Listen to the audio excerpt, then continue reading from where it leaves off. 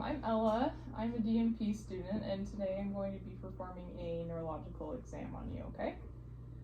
Okay, so first, starting off, I would normally start with the first cranial nerve, which is the olfactory nerve. It's your sense of smell. Moving forward to the optic nerve, it's cranial nerve number 2. First, I would perform a visual acuity test using the Snellen chart. And now I'm just going to test your peripheral vision really quick, and then we'll go into a fundoscopic exam. So if you could just tell me, I'm going to bring my fingers forward, and if you could just tell me when you see them, that'd be great. Okay, I can see them. Okay. Okay. Now. Okay. Thank you. Okay, so now we're going to do our fundoscopic exam. I'm going to start by assessing your right eye. I'm going to be using my right eye as well. So if you wouldn't mind just looking at a point in the distance behind me, I'll just move in. Okay. All right. And the other eye, I'm going to be doing your left eye with my left eye as well.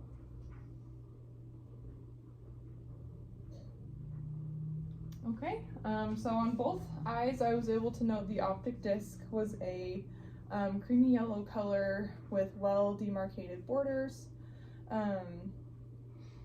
Fovea and macula were present, and no abnormal vascular pattern was present on either retina. Okay, so next we're going to move on to testing cranial nerves number 3, 4, and 6, which are the oculomotor, trochlear, and abducens nerves. So first we're going to start by doing it's called a extraocular motor function test.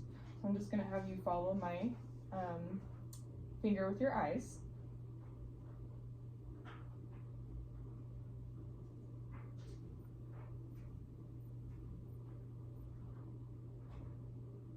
Okay, great, thank you. So EOMs are intact. Also, while I'm doing this, I'm noting, just looking for any signs of ptosis or lid lag, which I'm not seeing.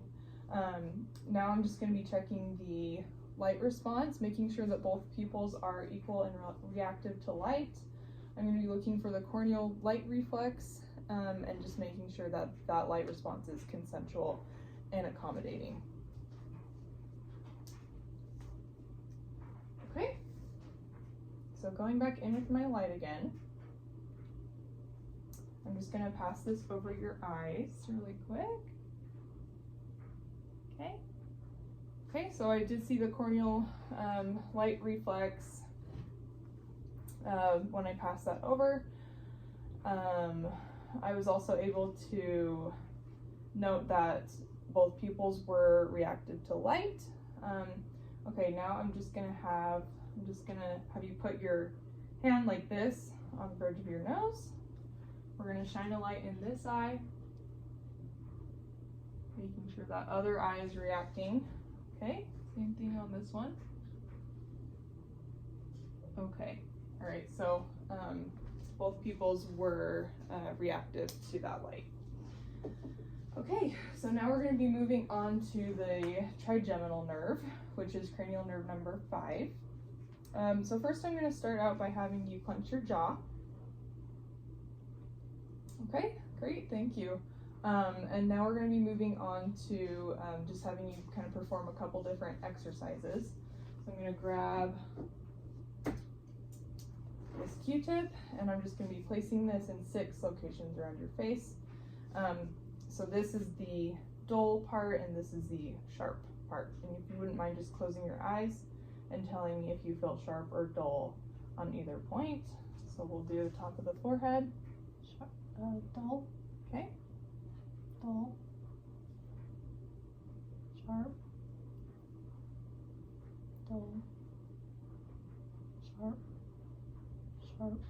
Okay, great. So those sensations were intact. Okay, so now the facial nerve is number 7. So I'm just going to have you perform a variety of exercises. So if you wouldn't mind raising your eyebrows, opening those eyes wide, great. Smile for me, frown, puff out those cheeks, and bare your teeth. Great. Okay, awesome. Next is cranial nerve number 8, which is the acoustic. So I'm just gonna come behind you really quick and close your eyes. Can you hear this? Yes. Okay. Are you able to hear this? Yes. Okay. Great. So those nerves are intact as well. Moving on to 9 is the glossopharyngeal. So I'm gonna have you open your mouth wide and say "ah" for me. Oh.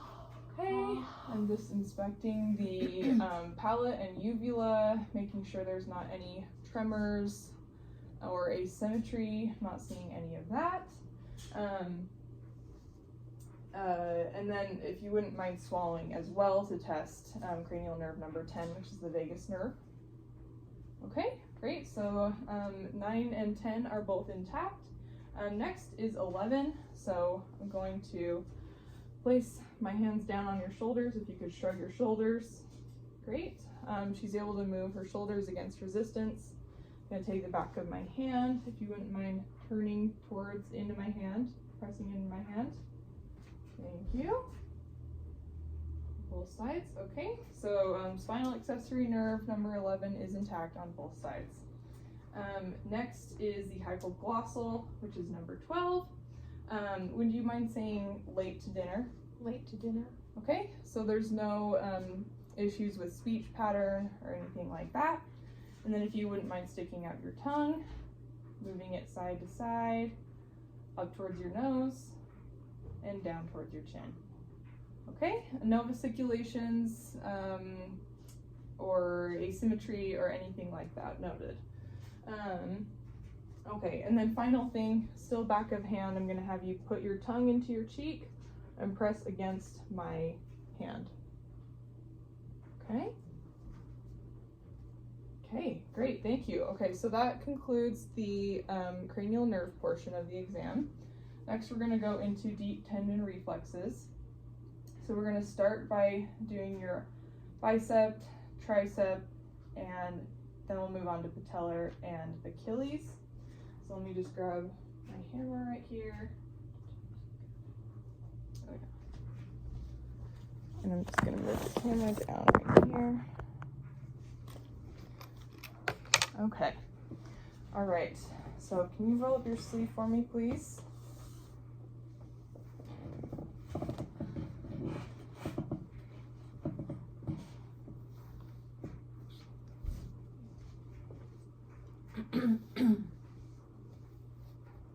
Okay, so for tricep, what we're gonna do is we're just gonna have you relax your arm down, and I'll support it just like this. Make sure your arm is totally relaxed, put all your weight. We're just going to lightly tap the tricep, elicit that response. Okay, you can set this down. And then I'm gonna feel for the bicep reflex. So I'm just gonna place my thumb right here over this cord and then strike my thumb. Okay, great. Brachioradial. So that's where I'll have you just relax your hand in your lap, and then it should be about where the watch sits on the wrist. So same thing, I'm just gonna put my thumb here and strike it. Okay, great, thank you. Now we're gonna do patellar. So if you wouldn't mind just completely relaxing one of your legs and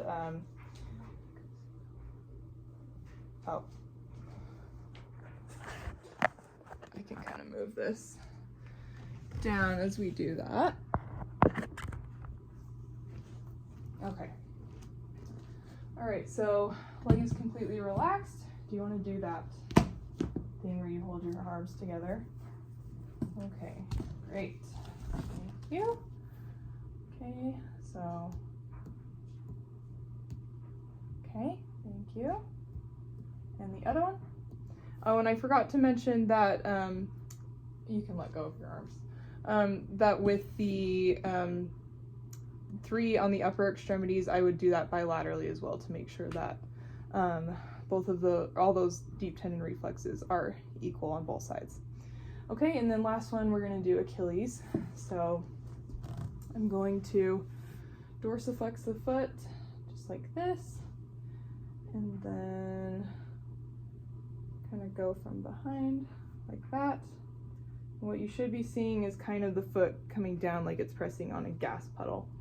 Okay, great. So those are the deep tendon reflexes. Now we're going to be doing motor function on your upper and lower extremities. Okay, so let me put this down. Okay, so we're going to start with your upper extremities. So with your shoulder, I'm just going to have you bring it out and back in. Okay, and then with your elbow, bring it out and in. Wrist, same thing, flex it, bring it in. And then could you fan your finger out for me, fingers? And I'll put my fingers like this, and I'm just going to press outward, and if you could squeeze inward with your fingers like that. Okay, and then opposite, if you want to squeeze or like resist against my fingers. Okay, great. And same thing, I would be doing this bilaterally as well. And then I'll have my fingers like this, and if you could just come up with both your hands and grip. Oh, sorry, you'll just be gripping. Yeah, like that. Okay, great. So grip strength is normal in both upper extremities. Okay, now I'm going to have you close your eyes and place your arms out in front of you. Okay, and I would have her hold that for about 30 seconds. If she were to drop one arm lower than the other, that would be a pronator drift. Okay, great. You can go ahead and put those down.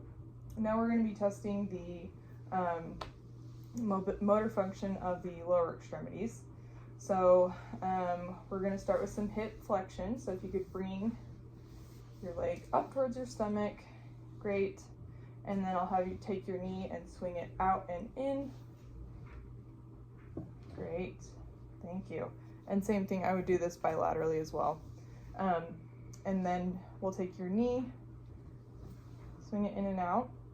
Okay, and then finally the feet, just bring it back and forth, just like this. Okay, great, awesome.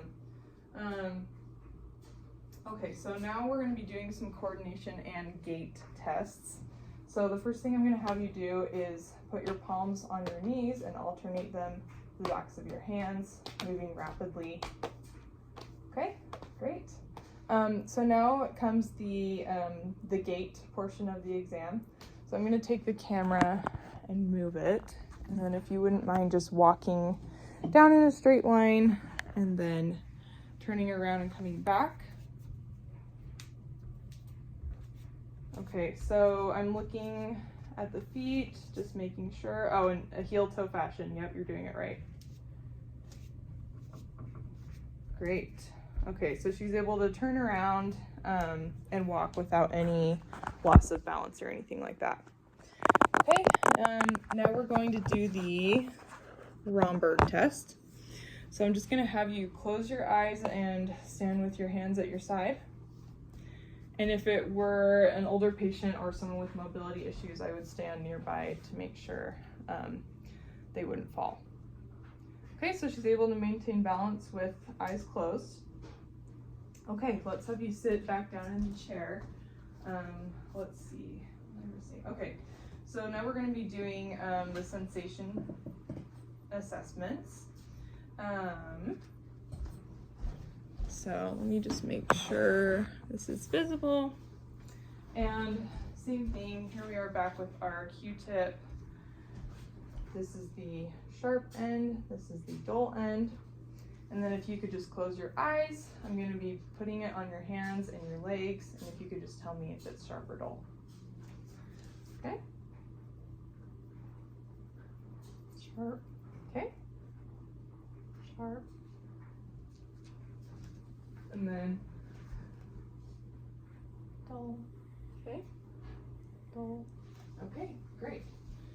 We're going to be doing the same thing with this tuning fork. So close your eyes again, and I'll have you tell me if you can feel vibration or not. So you can just say on or off. Okay? On.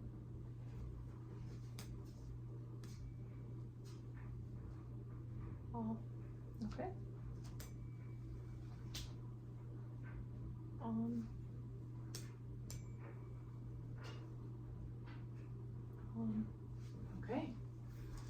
Great. Okay. And then a couple more things. We're going to do flexing of joints. So if you could close your eyes. If you want to tell me if I'm moving your arm up or down. Up. Down. Up. And then I would repeat this bilaterally. We're going to do it on the feet. Down. Up. Down. Okay, great. All right, so just a couple more things. So if you could close your eyes and hold your palm out, I'm going to draw a letter on your palm, and if you could tell me what I'm drawing. S. Okay, we'll repeat it on this side. This time I'm going to draw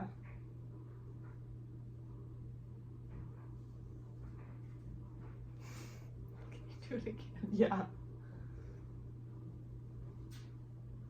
T. Great. Okay. All right. And then finally, we're just going to be doing the meningeal signs. So for this one, this is the one where you'll have to be laying down, and then we'll just be doing nuchal rigidity, Koenig's, and Brzezinski's sign.